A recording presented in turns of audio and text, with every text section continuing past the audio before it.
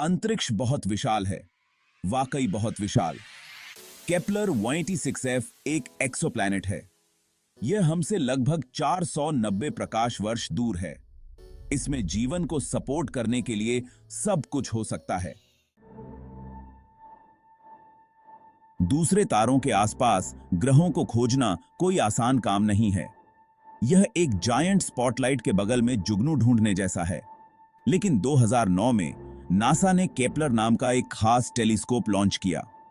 इसका mission in छिपी हुई दुनियाओं को खोजना। केपलर का काम था बहुत लंबे समय तक तारों के एक हिस्से को देखते रहना। यह एक तारे के प्रकाश में छोटी छोटी डिप्स को ढूंढता था। ये डिप्स एक पलक की तरह, इसका मतलब हो सकता है कि एक ग्रह तारे के सामने से गुजर रहा है। ग्रहों को खोजने के इस तरीके को ट्रांजिट मेथड कहा जाता है। 4 साल तक केपलर देखता रहा और इंतजार करता रहा। इसने 1,50,000 से ज्यादा तारों को ऑब्जर्व किया, उन पलक झपकाने वाले संकेतों को खोजते हुए।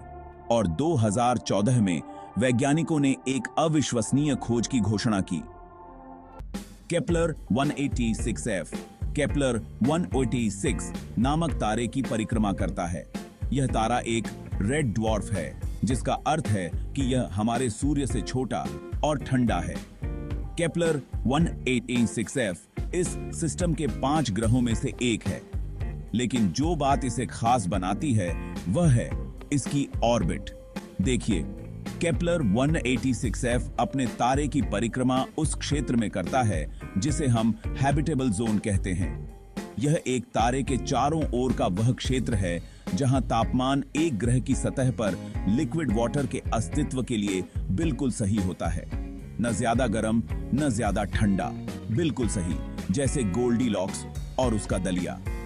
बेशक सिर्फ इसलिए कि एक ग्रह हैबिटेबल जोन में है, इसका मतलब यह नहीं है कि उस पर जीवन है, लेकिन यह एक आशाजनक संकेत है। इसका मतलब है कि केपलर 186f में जीवन के लिए सही कंडीशंस हो सकती हैं, जैसा कि हम जानते हैं। आइए इस हैबिटेबल जोन के बारे में और बात करते हैं। ठंडी रात में अलाव की कल्पना करो। अगर आप बहुत पास होंगे तो आप जल जाएंगे, बहुत दूर आप जम जाएंगे। लेकिन एक स्वीट स्पॉट है जहां आप गर्मी महसूस करने के लिए बिल्कुल सही दूरी पर हैं। यह एक तारे के चारों ओर हैबिटेबल जोन जैसा है। भाग 5, पृथ्वी का जुड़वां, समानताएं और अंतर। तो क्या केपलर 186f एक दूसरी पृथ्वी है? खैर, यह अब तक की सबसे नजदीकी चीज है जो हमें मिली है। यह पृथ्वी के आकार का लगभग 1.1 गुना है। इसका मतलब है कि यह हमारे घर की तरह ही एक ठोस सतह वाला एक चट्टानी ग्रह होने की संभावना है। लेकिन कुछ मुख्य अंतर भी हैं। एक बात के लिए, केपलर 186f एक रेड ड्वार्फ तारे की परिक्रमा करता है। इन तारों को हमारे सूर्य से अधिक एक्टिव होने के लिए जाना जाता है। वे शक्तिशाली फ्लेयर्स छोड़ सकते हैं जो जीवन के लिए हानिकारक हो सकते हैं।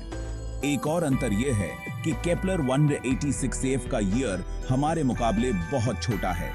यह सिर्फ 130 दिनों में अपने तारे के चारों ओर चक्कर लगाता है। कल्पना कीजिए कि हर 4 महीने में अपना जन्मदिन मनाते हैं। भाग 6, क्या हम अकेले हैं? जीवन की तलाश। केपलर 186f की खोज ने हमारी कल्पनाओं को हवा दी है। क्या इस दूर की दुनिया में जीवन हो सकता है? हो सकता है कि अजीब जीव एलियन महासागरों में तैर रहे हों, या ऐसे पौधे जो हमने पहले कभी नहीं देखे हों। सच्चाई यह है कि हम नहीं जानते अभी तक। केपलर 186f के एटमॉस्फेयर का अध्ययन करने के लिए हमें और अधिक शक्तिशाली दूरबीनों की आवश्यकता है। इसकी हवा से गुजरने वाले प्रकाश का विश्लेषण करके हमें इस बात के सुराग मिल सकते हैं कि इसकी सतह पर क्या हो रहा है। पृथ्वी से परे जीवन की खोज मानव इतिहास की सबसे गहन खोजों में से एक होगी। इसका मतलब होगा कि हम ब्रह्मांड में अकेले नहीं हैं, और यह ब्रह्मांड में हमारे स्थान के बारे में हमारी समझ को बदल देगा। भाग 7, सुदूर भविष्य। क्या हम केपलर 186f की यात्रा कर सकते हैं? केपलर 186f अविश्वसनीय रूप से बहुत दूर है। हमारे सबसे तेज स्पेसक्राफ्ट से भी वहां पहुंचने में लाखों साल लगेंगे।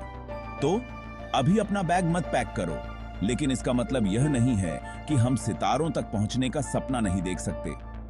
वैज्ञानिक नई टेक्नोलॉजीज पर काम कर रहे हैं, जैसे फ्यूजन प्रोपल्शन, जो एक दिन हमें बहुत तेजी से यात्रा करने की अनुमति दे सकती है। कौन जानता है कि भविष्य क्या है?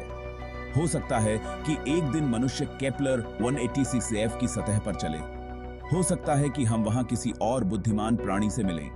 संभावनाएं ब्रह्मांड जितनी ही विशाल हैं। भाग 8, संभावनाओं का ब्रह्मांड, अन्वेषण का भविष्य। केपलर 186f की खोज तो बस शुरुआत है। केपलर और अन्य दूरबीनों के लिए धन्यवाद। अब हम जानते हैं कि मिल्की वे आकाशगंगा में ग्रह अविश्वसनीय रूप से आम हैं। अपने तारों के हैबिटेबल जोन्स में अरबों पृथ्वी के आकार के ग्रह परिक्रमा कर रहे होंगे। जैसे जैसे हम ब्रह्मांड का पता लगाना जारी रखेंगे, हम और भी दिलचस्प दुनियाएं मिलेंगी। ऐसी दुनियाएं जो हमारी मान्यताओं को चुनौती देती हैं और हमारी कल्पनाओं को प्रज्वलित करती हैं।